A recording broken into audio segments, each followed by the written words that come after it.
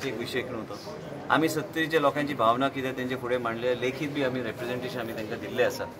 आमी already wild life सँच्युरी भितर आमचो मतदारसंघ आनी आमच्या मतदारसंघात आमकां कितें विशय आमकां जाता, प्लस आमी ऑलरेडी सांगलेलें आसा तुमकां परत परत आपण या ना फुडें. मेन म्हणजे वायल्ड लायफ सँच्युरी भितर कितें कितें जाता आनी प्लस हांगा परत परत तुमकां सांगलेलें आसा की बाकीचे विशय कितें घडटा टायम टू टायम आमी तेजेर विशय चर्चा केल्ली आसा. पूण सत्तरीचो विशय सत्तरी सेंट्रीक वाळपय सेंट्रीकचे विशय कितें आहा, वाळपयच्या प्रत्येक गांवांत लोकांची भावना कितें आहा ते बी उलयले, ते बी तेणी उल्लेख आनी उदाहरण दिवन उलयल्लें आसा.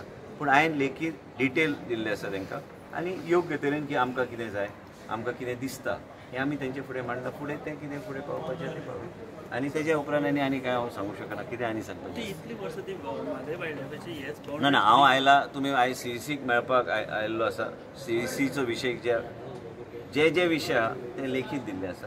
आनी कितें आसा CECचो विशय जेन्ना आसता हांवें बी सावधानी बाळगपाक जाय की हांव कितें उलयतलो ते भायर येवन.